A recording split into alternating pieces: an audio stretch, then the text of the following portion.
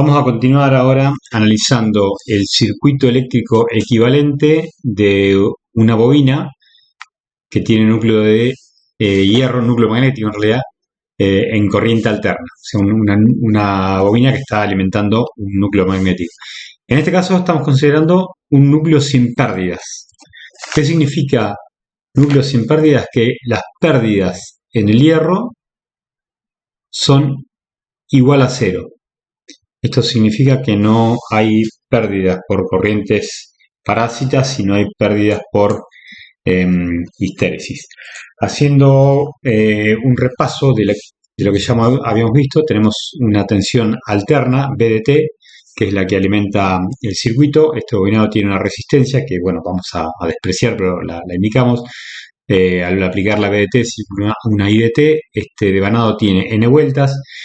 En este caso va a haber un flujo de campo magnético que cierra el circuito magnético, valga la redundancia, este valor phi de t, y se va a generar en esta bobina una fuerza contraelectromotriz que es positiva acá arriba y negativa acá abajo, es la fuerza contra electromotriz, o bien, como habíamos visto también, esta podría representarse como la tensión que nos describe la ley de Faraday-Lenz con el signo cambiado. Bueno, ya habíamos visto, pero vamos a hacer un repaso rápido, que B de t es igual a raíz de 2 B eficaz por coseno de omega t. Phi de t es un valor de phi máximo por seno de omega t. Seno de omega t. Vamos recordando siempre la relación que hay entre seno y coseno. Seno de omega t es igual a coseno de omega t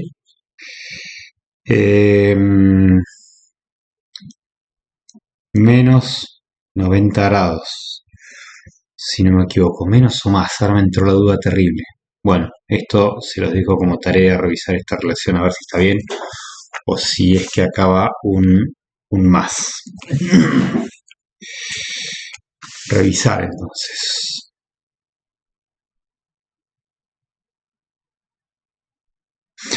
Bueno, el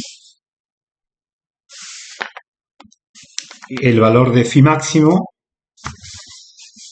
habíamos visto también, es igual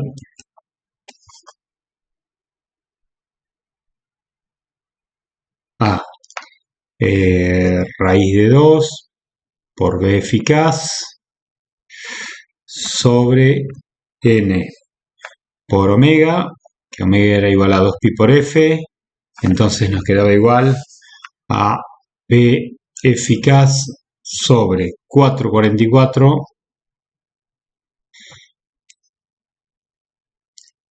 por el número de vueltas por la frecuencia.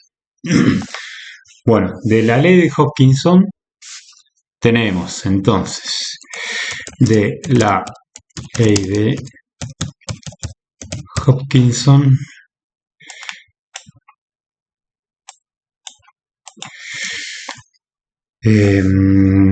teníamos que phi es igual a la fuerza magnetomotriz sobre la reluctancia. La fuerza magnetomotriz es la N por la I de excitación de esta bobina. Esta I de T es la I de excitación de la bobina, ¿no? Esta es esta. Dividido la reluctancia nos queda 1 sobre mu sub 0, mu sub r por el largo del camino magnético sobre la sección transversal del núcleo magnético. Entonces el valor de phi de t acá nos queda igual, ¿no? Simplificando no, sino ordenando un poco esta expresión, nos va a quedar igual a mu sub 0 por mu relativo por S por N, todo esto sobre L por la corriente de excitación. Esta va a ser otra forma de representar phi de t, lo que nos dice que la I de excitación está en fase con phi de t. Esta es una primera conclusión a la que podemos arribar aquí. Bueno, habíamos planteado lo siguiente, que RI era prácticamente cero. Planteamos que RI es un valor muy bajo, no tanto que RI es un valor bajo, sino que I por R es un valor bajo respecto a la fuerza cuantoelectromotriz, ¿no? Pero bueno, lo podemos expresar así. La RI es un valor muy bajo, entonces B de t es aproximadamente igual a la E de t o a la fuerza contraelectromotriz. Entonces nos queda que la B de t es igual a N por la derivada de phi respecto a t. La derivada de phi respecto a t es la derivada de esta expresión que obtuve aquí. ¿Está bien? Entonces derivo esa expresión y me queda todo el término constante que va a ser mu sub 0, mu sub r, multiplicado por S, y acá en esta expresión tengo N. ¿Está bien? Y en esta expresión tengo N nuevamente. Entonces me va a quedar N por N, N cuadrado,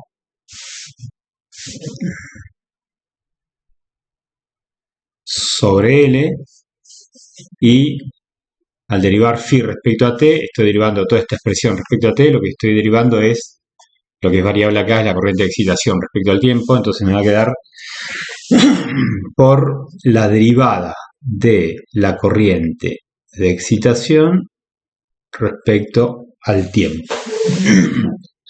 Ahora, esta expresión, yo desde el punto de vista de la electrotecnia, la puedo comparar con la tensión que se genera en una bobina de autoinducción L. Entonces, comparamos esta expresión con la tensión en una bobina de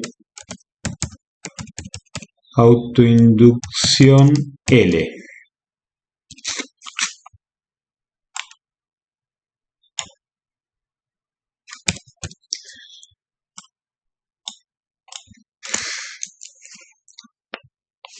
Y la expresión, esa es la siguiente, es B de t es igual a L, la autoinducción de la bobina, por la derivada de la corriente, que en este caso sería la corriente de excitación, respecto a t.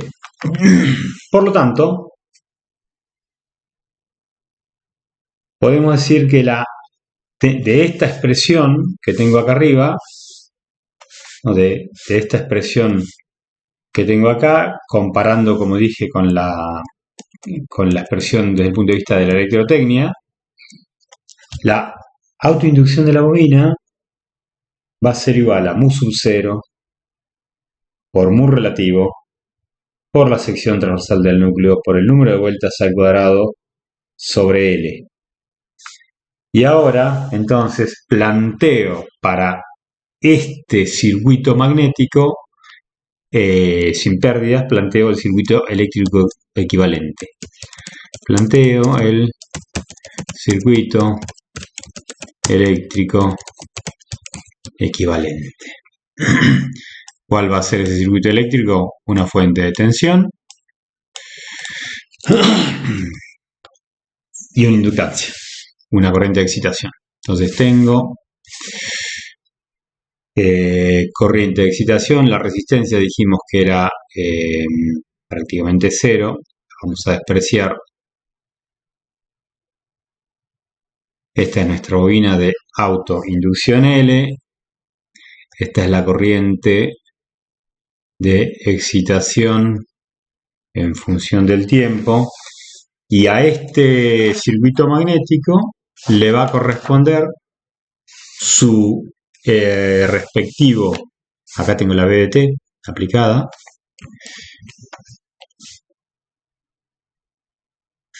a este circuito magnético le va a corresponder su respectivo diagrama fasorial. Lo representamos en un plano complejo. Igual que antes tenemos el eje real del plano complejo, el eje imaginario, y vamos a tener la BDT que la estamos poniendo con ángulo de referencia 0. Entonces acá tenemos el fasor tensión. Y por otro lado tenemos el flujo de campo magnético, lo vamos a tener retrasado 90 grados, este es el valor de phi, y a la vez retrasado 90 grados en flujo, en fase, perdón, con el flujo del campo magnético, esto es phi, vamos a tener la corriente de excitación. La corriente de excitación también la vamos a tener aquí en fase. Z. Acá tendríamos entonces la corriente de excitación. Vamos a respetar la convención, vamos a poner los fasores en mayúscula, ¿no? Entonces esto sería la I de excitación, con lo cual lo que hemos obtenido acá es el circuito equivalente de una bobina con núcleo magnético en corriente alterna. En este caso, la primera aproximación que estamos haciendo es considerar un núcleo sin pérdidas, lo que nos da lugar a este circuito equivalente. Bueno, en el video siguiente vamos a hacer el mismo análisis para un núcleo con pérdidas, que es el modelo con el que vamos a trabajar prácticamente en toda la materia.